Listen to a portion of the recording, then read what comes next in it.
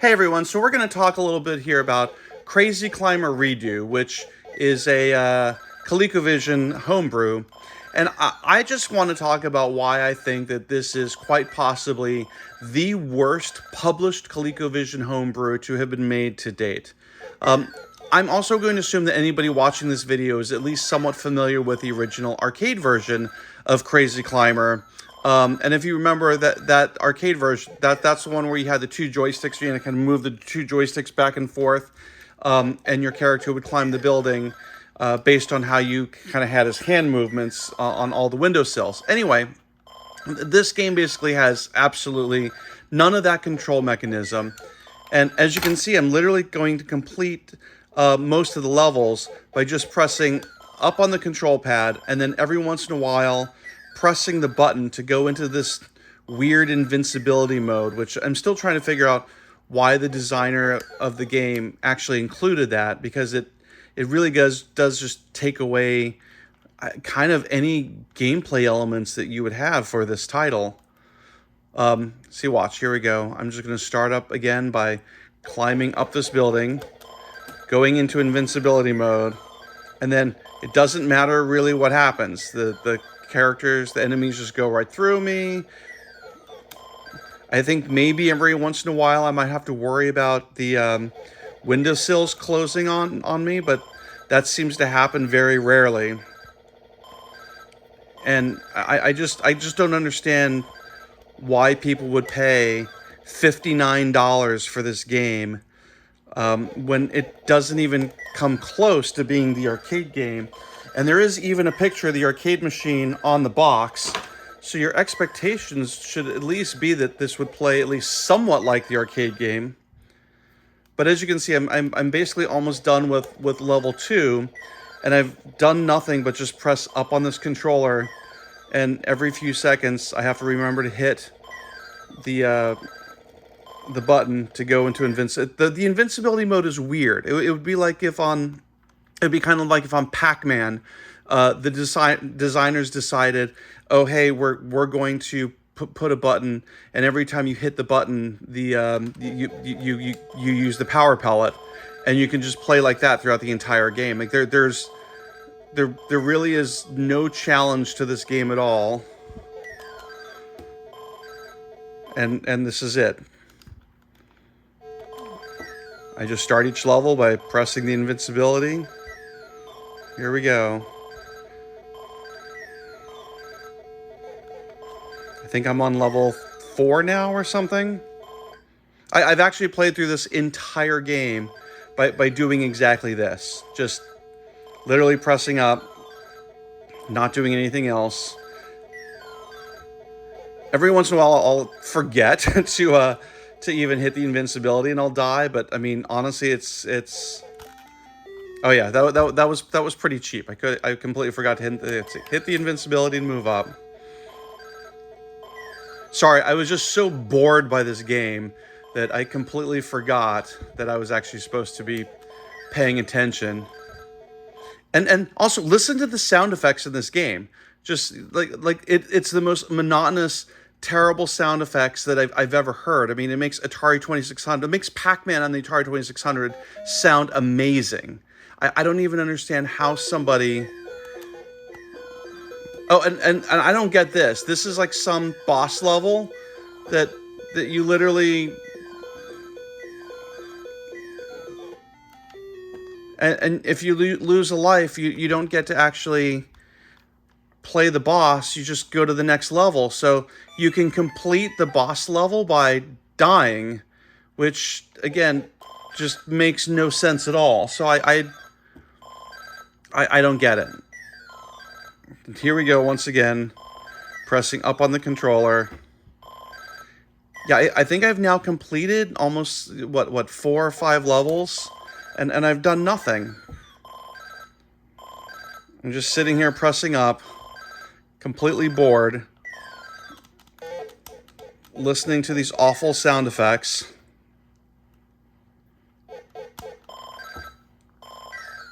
Again, I'm going to suffer through this terrible game just so that you guys don't have to. Should send this one off to the angry video game nerd, but of course all that would do is just give the game more attention. But again, people like shitty, terrible, bad games, so this one definitely qualifies as the shitty, terrible, bad game category. And don't get me wrong, there has been plenty of amazing, good homebrews that have been made for the ColecoVision. I mean, Mario Brothers here was an awesome, awesome port of the arcade game. And again, you know, the expectations are you're going to buy a homebrew in 2021 that it should at least play and act something like the arcade version. Like, if you remember Bagman was another great homebrew made for the ColecoVision. And it played just like the arcade game, and it was awesome, and it lived up to expectations. Here's another one, Wizard of War. Oh my god, you remember that arcade game? Oh wait, hang on. I forgot to hit the invincibility button. Because now I'm just like literally talking and not even really paying attention to the game, because that literally is how much this game sucks, is that I don't even need to pay attention to what's going on the screen. As long as I'm just pressing up and hitting the button every once in a while, I'm just flying through these levels, because there is literally like no gameplay to this at all.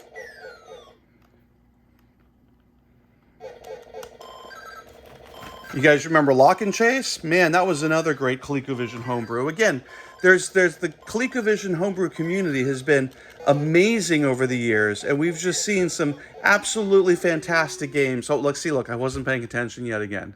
Hang on, I'll go back to invincibility. There we go, it's done. I've actually now got so many lives over here that it doesn't even matter anymore. Like, every once in a while I might lose like a life or two because I forgot to pay attention that I was supposed to be, like, I guess, playing this piece of shit game. Oh look, this is amazing. There's literally pieces of shit on the screen. Like, the game knows it's a piece of shit, and it has put pieces of shit into the game. What in the hell is this thing? Like, I have no idea. Like, that to me looks like pieces of shit flying across the screen, like the piece of shit emoji. Oh my god. And I'm pretty sure that turds are dropping from the top. Like, what the... Oh, again, I completely forgot that I was supposed to be paying attention. I was so fixated on the turds and the shit of this game that I forgot to actually press the button. Oh my god, I can't believe there are pieces of shit in this game. This game couldn't get any more shittier, so it put pieces of shit into the game. Seriously, I'm... And again, what the fuck is this? Like, look, my character is literally on, like, the enemy there. So if you move, you start the level and you move, you would die. Like, again, how big of a piece of shit is this game? Oh my god. Crap. See, again, crap. All right, let me actually go through this. Press the invincibility, press up on the control. Oh, look, I finished the level. Yet again. I've got to be like 10, 15 levels into this thing. And I've just done nothing.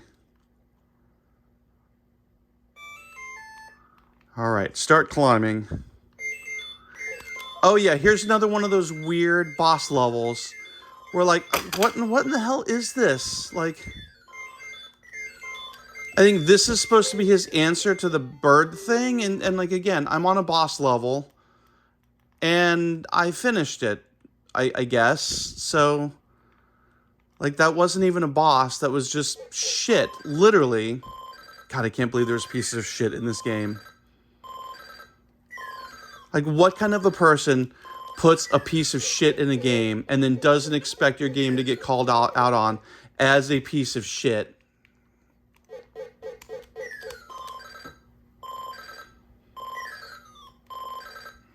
God, I am so bored. I can't believe people would have actually made it this far, either into this video or into the game. So let me, okay, let's actually, just for the sake of shit, let's just try to play this game for a second. So watch, like, no matter where you're at, these things will fall.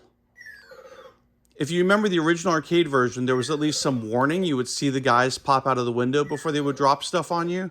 But here, it's just completely predictable, pointless, and stupid. There we go, we're back in invincibility mode again. Climbing the building by pressing up and doing nothing else. Ignoring the fact that this is supposed to be a game that you paid $59 for. Like, I'll pay $59. Crap, I forgot to press invincibility. I'll pay $59 for Vanguard. Vanguard was an awesome, awesome ColecoVision homebrew. But this piece of crap, holy crap. No, this is... Look, I'm actually having to play the game because I forgot about the invincibility part. And it still is a huge pile of shit.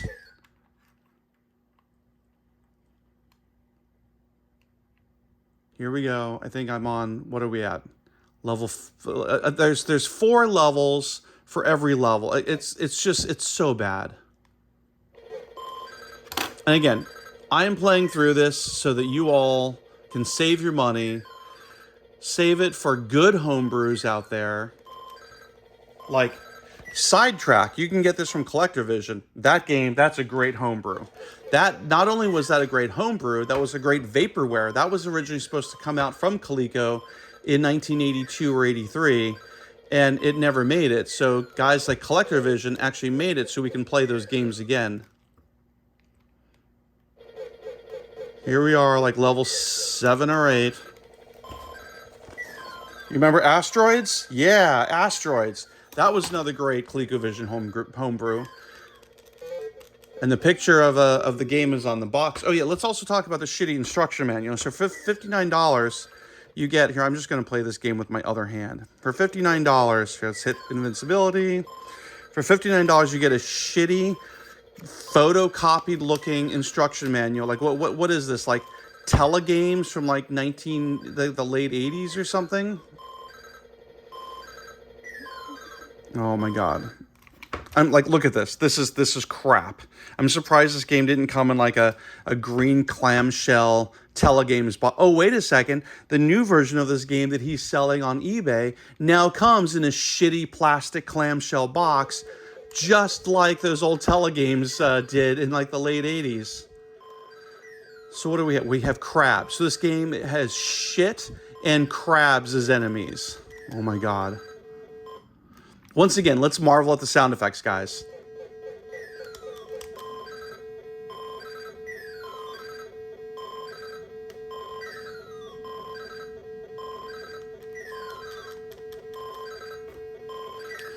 For $59, you too could get these awesome sound effects, this amazing gameplay. Like, look again, like see that? The enemy is right where you fucking start. So, like, if you even move, you die.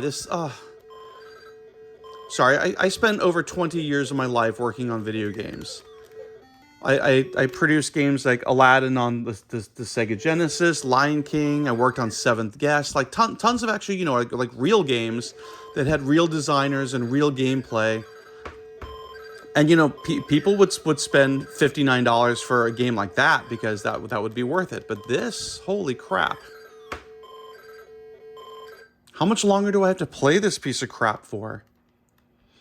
Once again, if I can just play through this game so that you all don't have to, I have now done a service to the ColecoVision community. Oh my god. Oh yeah, here's another piece of shit boss level. Let's see what happens if I move over here. Oh, he moves to that side. Oh, look, if I move over this side, he moves to that side. Oh, this is just amazing gameplay. And then if you die, you actually get to pass by the boss level, which makes zero sense whatsoever. The only saving grace that this game has is it actually kind of looks like Crazy Climber. I mean, so like maybe this guy should do like art for games and not try to design games, or at least not design pieces of shit like this and sell it for $59. Oh yeah, speaking of that, the other thing that I haven't even mentioned because I'm just kind of tired of talking about it, but I'm so bored right now. So this game was originally on a Kickstarter where this guy raised, I think it was like $13,000 for this game.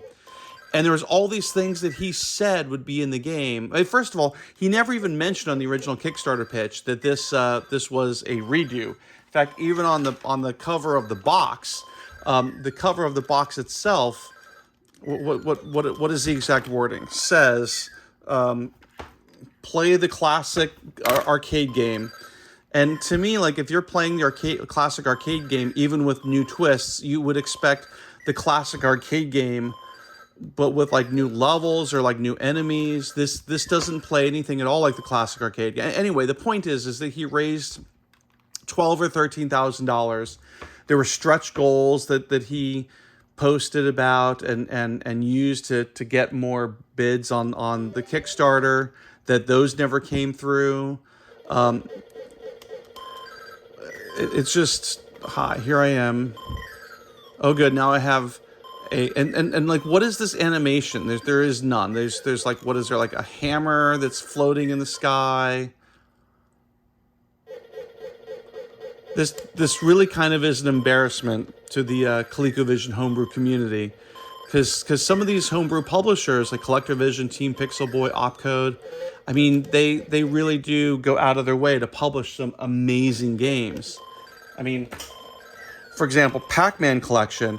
This was a port of the arcade game, and that was fantastic. I mean, that you talk about setting the bar for what a ColecoVision arcade port should have been. Pac-Man Collection was still one of the best ones. Oh my God, this is still going on. You have no idea how incredibly bored I am right now. And like I said, I think I've racked up so many lives by the time I got to this point that like I could probably die. I just don't even think it matters. I mean, what are we at? I have 700,000 points. Like I haven't even paid attention to what any of this bullshit means. Like 737,000 points now, and I'm just so what I have. I can't tell if those are wigs or pieces of fire or what the hell is going on with this. I guess this is supposed to be like a Donkey Kong level. I guess that's a barrel that's coming at me, and I'm trying to escape the burning wigs. Like, I have no idea. Oh my God. Pressing up on the controller, and then every once in a while hitting the button. Seriously, why would have anybody thought that having an invincibility that was, oh yeah, again, so let's just talk about this one more time because it's hilarious to me. What poor game design that is. Like, who the fuck would put the enemy right where you started the level? I can't tell you, like if I was producing this game, like, that would have been the very first thing that I would have told some designer, what in the fuck are you doing? Because that makes absolutely no sense at all. But I mean, clearly the guy that designed this has absolutely no game design sense at all. So this is what happens. I mean, I guess that's supposed to be his solution for difficulty. And then because the game has no gameplay and sucks ass so much that he put in this like invincibility thing that you can just hit the, like, again, it'd be like if in Donkey Kong you could be like, hey, I'm just going to hit the button and go invincible and all the barrels will go right through me. There would be no gameplay. The whole point of making a game is to have some sort of gameplay to it. Oh yeah, here's another boss level. Like, I'm just not even interested in trying to beat this level because it's just so fucking boring. Like, left, right. Like, I'm not even using my invincibility mode for this because it's just so dumb. Oh no, he fell. And that's it. I finished the game. Wow. What a fucking piece of shit this is. Anyway, oh man, this piece of shit, don't buy it. It is fucking garbage. And look, even the cartridge, he couldn't even get like the sticker on right. Like here, look at the sticker. Right, let's see if we can. Yay, stickers on crooked. The box is just this flimsy piece of crap, and the instruction manual is quite possibly one of the worst looking things. I mean, here, let me give you an example. Let's open up something like here. This is what a real homebrew. Here's Wizard of War, right? And like Wizard of War, this came from Team Pixel Boy. Let's just unbox this real quick. I mean, like, look, you have a real looking ColecoVision cartridge. I don't even mind the mini shells. Like, these are kind of cute and they look good in the Phoenix. But like, again, for $59, and I don't remember how much Wizard of War was, but I don't even think that this was $59. Like, it's a real box. It's very sturdy. And like, let's take a look at the manual. Like, oh look, a full 4-color manual and everything. You know, like, that actually has like real like graphic design layout. I mean, here, let's just, again, for sake of comparison, let's open up Vanguard to show people what a real ColecoVision Homebrew should look like. So let's open this up. So here we go. Here's, again, cartridge. Now this one here, this was done in that classic blue and white, that the tone that Coleco would use with their instruction manuals. But again, inside you have full color, you know, things like here's all the elements. You know, this to me, this right here, this is a $59 game. Like, you know, and you can tell it uses nice glossy packaging on it. But like, you look at this is just, I don't know, this is crap. Let's just take a look at this one more time. Yeah, I mean, like this literally, I mean, I guess when you talk, that's the problem. When you talk about homebrew, this does literally look like it was crappily put together at home, where all of these games, this looks like a very professionally made game. But this is also what you're going up against when you're selling a game for $59. Now, I will tell you, I have bought other homebrew games that looked like this, but, you know, they don't cost $59, like maybe $19, $29. And also, he sells the ROM. The ROM goes for $30, which is absolutely ridiculous. Over at ColecoVision, you can get your entire ROM pack for $75, and I think it includes at least 30 or 40 games. You can get games like Vanguard and Sidetrack and Lock and Chase all in the ROM pack. Like, literally, I think if you looked at each ROM, it would be, you know, maybe $1 each. But he's selling the ROM for this piece of shit for $30. All right, anyway, I've talked enough about Crazy Climber Redo and why I think it's a piece of crap and why you shouldn't buy it. Thanks for, and if you actually made it through this to the very end of the video, post in the comments that you actually made it here, and thank you.